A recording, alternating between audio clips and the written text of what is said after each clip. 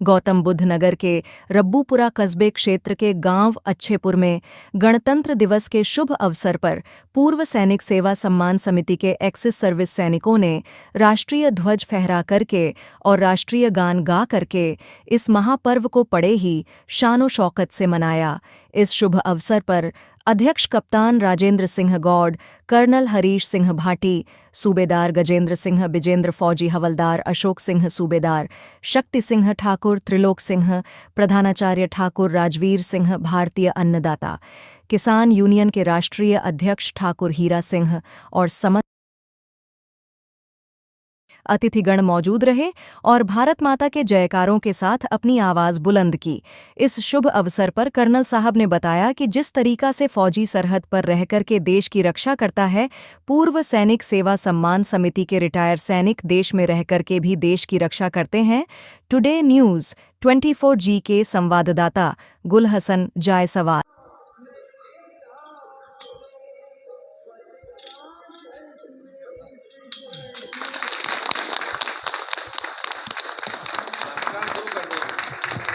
जन गण मन अधिनायक जय, भारत भाग्य विधाता।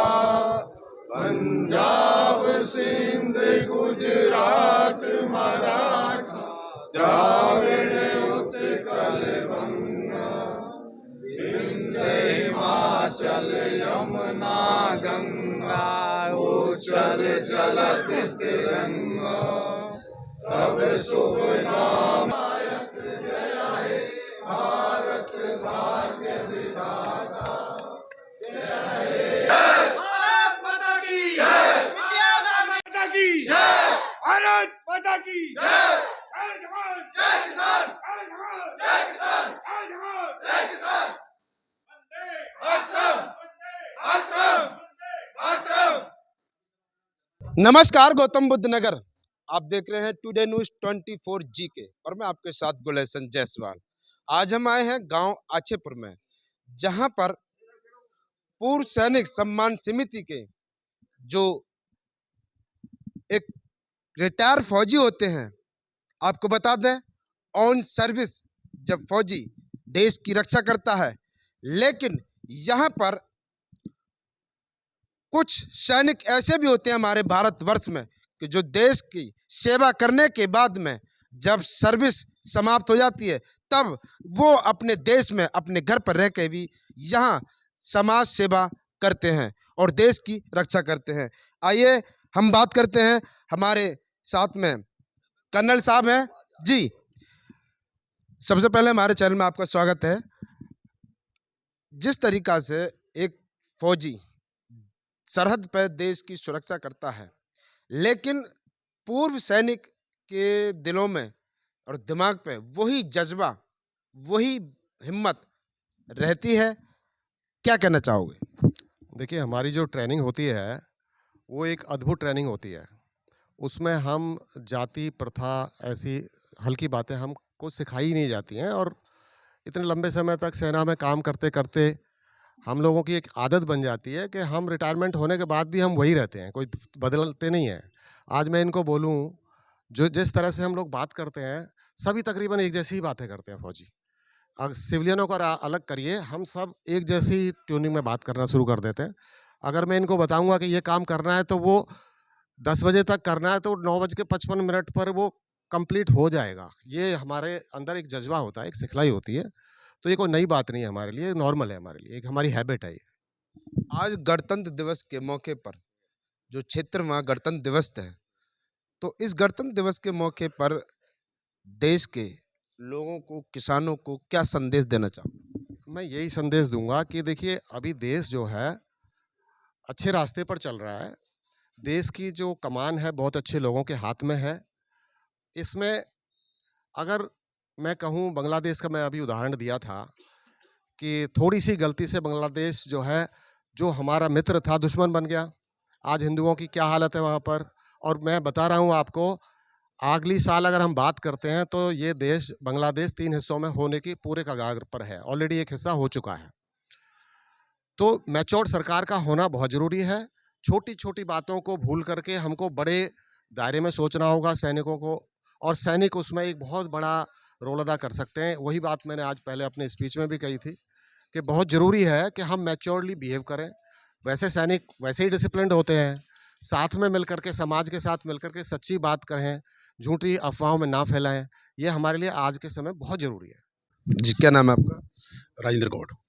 अच्छा, क्या कहना चाहोगे जो आज यहाँ पर गणतंत्र दिवस के शुभ अवसर पर आपने झंडा फहराया और यहाँ पर पूर्व सैनिक जो एक्सेस सर्विस दे रहे हैं, तो क्या कहना चाहोगे उनके बारे में? मैं सबसे पहले कैप्टन राजेंद्र गौड़, पूर्व सैनिक सेवा सम्मान समिति का अध्यक्ष हूँ। ये आयोजन हम लोगों की तरफ से किया जाता है। हम लोग गांव-गांव जा कर के झंडा फहराते हैं 26 जनवरी पे और 15 अगस्त को, प्लस बीच-बीच में मीटिंग भी होती हैं। तो जो हमारे जवान हैं, वो लोगों को आगाह करते हैं, समझाते हैं कि भई कैसे देश के साथ में अच्छे व्यवहार करना है, लोगों के साथ अच्छा व्यवहार करना है, सबके साथ मिल-जुल कर रहना है। साथ ही ये है कि जो हमारे नए लड़के हैं, जो आर्मी में जाना चाहते हैं, उनको हम गाइड करते हैं कि किस तरीके से आपने आर्मी को जॉइन करना है। सबसे बड़ी बात ये है कि आर्मी कोई बिज़नेस नहीं है, कोई नौकरी नहीं है। आर्मी एक अपने आप को सैक्रिफ़ाइस है। आपने उसके अंदर रह कर के कोई पैसा कमाने की संस्था नहीं है वो। वहाँ आपने अपने आप को समर्पण करना है। और सबसे बड़ी बात ये है कि जब से मोदी योगी राज आया है, तब से हमारे जो लड़के हैं, उनके अंदर एक जज़्बा है। वो जज़्बा है देश की सेवा करने का। कारण क्या है कि पहले लोगों के अंदर बेईमानी बहुत ज़्यादा हुआ करती थी। आज की तारीख में बेईमानी नहीं है उनके अंदर। वो जाकर के निष्पक्ष और ईमानदारी से सेवा करते हैं देश की। और मैं भी आगाह मतलब लड़कों को या सभी को इस बात की वो भी करता हूँ कि जो हम काम कर रहे हैं, उसको निष्पक्ष होकर के काम करें और देश की सेवा में लगे रहें। आज संविधान जो लागू हुआ था, तो आज उस पूरा देश एक जश्न मना रहा है, तो क्या कहना चाहोगे? मैं 76वें गणतंत्र दिवस की सभी देशवासियों को बहुत-बहुत बधाई और शुभकामनाएँ देता हूँ। देखिए, उस टाइम पर जब हमारा संविधान बना था, तो सभी लोग देखो इंसान तो इंसान है, अगर उसमें कुछ गलतियाँ हुई हैं, उनमें कुछ सुधार करने का मौका मिलता है, तो ज़रूर करना चाहिए कि देखिए हम प्रधान बनाते हैं गाँव का, और प्रधान कोई गलती करता है, तो उसके ऊपर 4 मेंबर होते हैं, उसको रोकने के लिए। ऐसे ही होता है कि अगर हमारे पहली बात तो संविधान बहुत अच्छा बना है, क्योंकि 500 लोगों के द्वारा बनाया गया संविधान है वो। तो उसके उस तर्ज पर हम सारे काम करते हैं। लेकिन अगर उसमें कुछ बदलाव लाने की ज़रूरत पड़ती है, तो समय-समय पर ये सिस्टम बनता है, शिक्षा में भी बनता है कि हम अपना-अपना बदलाव करते हैं। और मैं दोबारा से अभी 76वें गणतंत्र दिवस की सभी देशवासियों को बहुत-बहुत बधाई और शुभकामनाएँ देता हूँ। क्या नाम है आपका? मेरा नाम फौजी गजेंद्र सिंह। इस प्रकार पूर्व सैनिक सेवा सम्मान समिति के आप एक रिटायर फौजी हो, एक्सेस फौजी, तो क्या कहना चाहोगे जिस प्रकार आज आपने गणतंत्र दिवस के शुभ अवसर पर झंडा फहराया है, क्या कहना चाहोगे? सबसे पहले मैं फौजी गजेंद्र सिंह, गांव आसेपुर से आपके चैनल को धन्यवाद करता हूं, आपने मुझे बोलने का मौका दिया। अब मैं 18 साल सर्विस करके आर्मी में आया था, तो वो एक योगी जी ने जो नारा दिया है ना, सेफ रहेंगे तो एक रहेंगे और बटेंगे तो कटेंगे, तो मैं भुक्तभोगी हूँ, क्योंकि मैंने 12 साल सर्विस आर्मी के अंदर श्रीनगर में करी है, लाल चौक के अंदर। वहाँ मोदी जी भी गए थे, तो उनको मैंने ये गाइड किया था 92 26 जनवरी पे कि साहब देश के लिए कुछ करना, लेकिन उस टाइम उनको हम जानते नहीं थे। तो मेरा यही कहना है, बोलो भारत माता की जय, भारत माता की जय। मेरा नाम धर्मचंद है, मैं हिन्नोटी गांव से हूं और किसान परिवार से हूं। आज जो पूरा देश जश्न मना रहा है, तो उस समाज के लिए क्या संदेश देना चाहोगे? समाज के बारे में क्या कहना चाहोगे? आज ये है कि क्षेत्र में जो गणतंत्र दिवस मनाया जा रहा है, समाज की अच्छी-अच्छी उन्नति हो रही है और सरकार भी उन्नति का प्रयास कर रही है। और हमारे जो क्षेत्र में जो गाँव में बुराइयाँ हो रही हैं, दहेज प्रथा है, भ्रूण हत्या है, किसानों की समस्या है, उसके बाद में नशा मुक्ति अभियान है। तो नशा की बुराइयाँ तो काफ़ी हैं, लेकिन नशा मुक्ति अभियान पर ज़्यादा है कि हमारे बच्चे जो गरीब लत में जा रहे हैं, नशा की लत में जा रहे हैं, वो खाना-पीना भी बिगड़ चुका है। मोमोज़ खा रहे हैं, चाउमीन खा रहे हैं, बर्गर खा रहे हैं। तो अगर जवान को उन्नति चाहिए, जवान को बनाना है, तो किसान को अच्छे बच्चों को दूध, दही, खाना पिलाना पड़ेगा।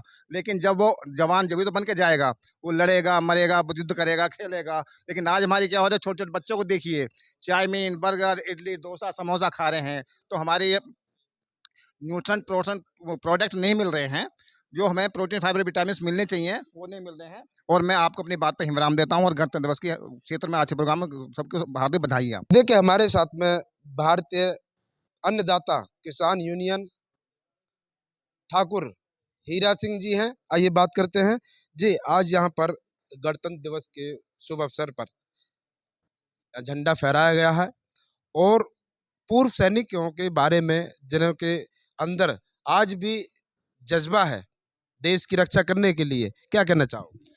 मैं ज़्यादा ना कहते हुए हमारे जो कर्नल साहब हैं उन्होंने सारा कुछ बताया है। मैं आपको एक चीज़ बता दूं, जवान पे कोई शक और संदेह तो होता ही नहीं है। इनकी एक देन होती है कि ये हमारी रक्षा करते हैं, बॉर्डर पर रहते हैं, तब हम घरों में आराम से सोते हैं, वरना इतना हालत ख़राब हो जाती है कि हम घरों में नहीं सो पाएंगे। जैसा कि आप बांग्लादेश में देख लो और बहुत देश हैं, पाकिस्तान की आप हालत देख लो क्या कर रखी है, खुद उन्हीं के घर वालों ने कर रखी है।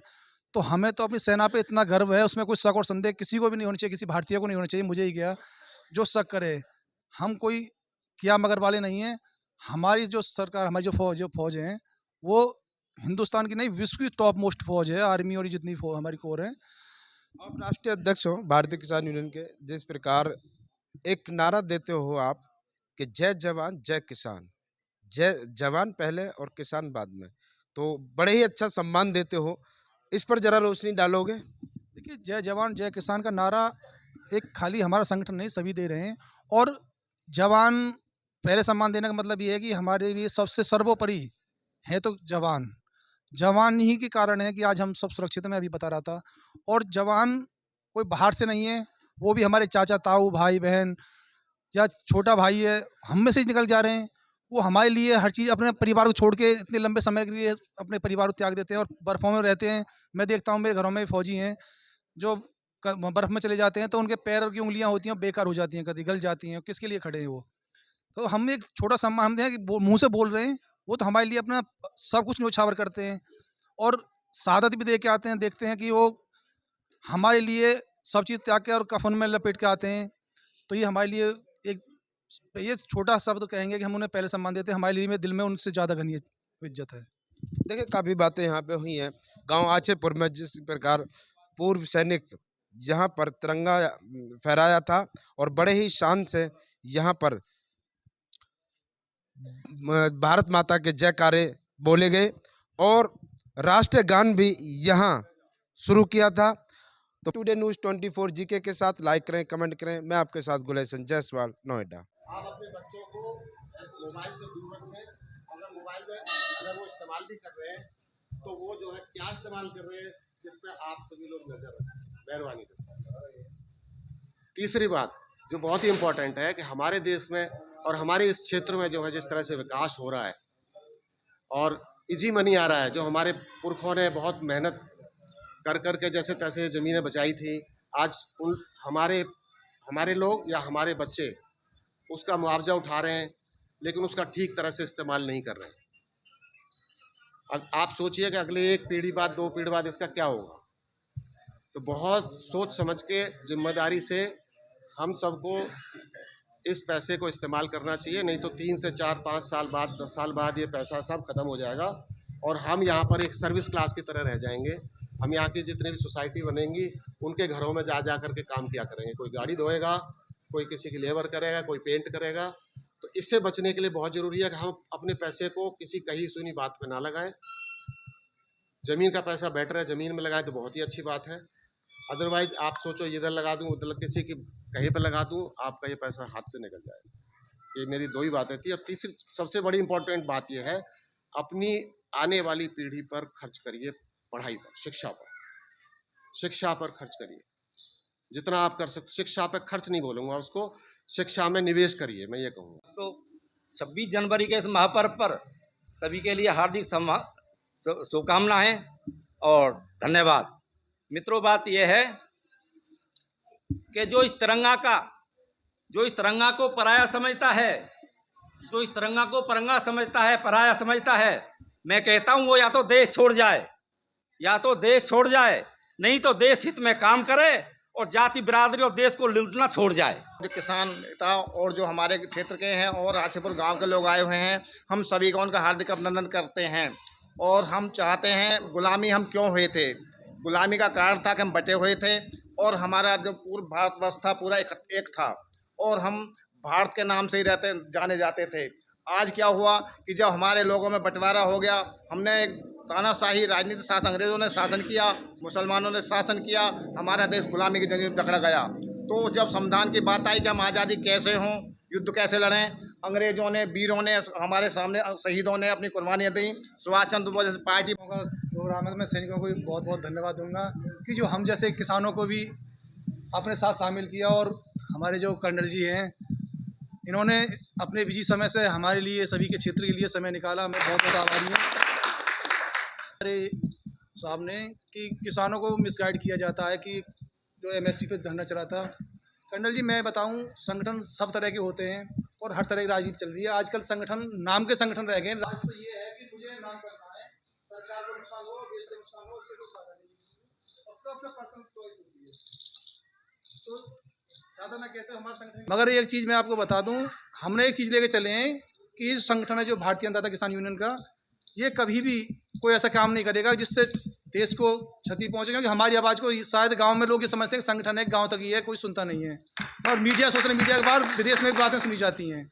उन बातों का कारण होता है कि वो लोग हमारी जो आपस की छोटी मोटी बातें होती हैं, उनको विदेश में उठा के बहुत बड़ी टूल बना देते हैं कि देखो संगठन देश में इतने दबे हुए हैं, इतने किसान दबे हुए हैं कि वो कुछ कर नहीं पा रहे हैं। बहुत अच्छी बात कही, और उस पर हमें सबको मनन भी करना चाहिए।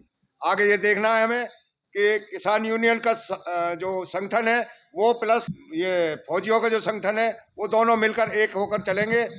गांव ने मनाया है इस अपने गांव को, और यहाँ आई हुई पूरी समाज को नमस्कार जी। साथियों, सोचना और करना दोनों अलग अलग बातें हैं। सोच तो हम चारपाई में लौट के भी सोचते ही रहते हैं, खेत पे जाते हैं सोचते ही रहते हैं, लेकिन करने के लिए हमको जिस तरीका का काम सोचेंगे उस तरीका का हथियार लेना पड़ता है। खेत काटने जाएंगे दराती की ज़रूरत है, और मिट्टी खोदने जाएंगे तो फावड़े की ज़रूरत है। हम लोग बातें कम और काम की तरफ ज़्यादा ध्यान दें तो आज़ादी का जो महापर्व हम मना रहे हैं, उस पर्व का असली मकसद क्या है, हमको उसकी तरफ जाना जरूरी है।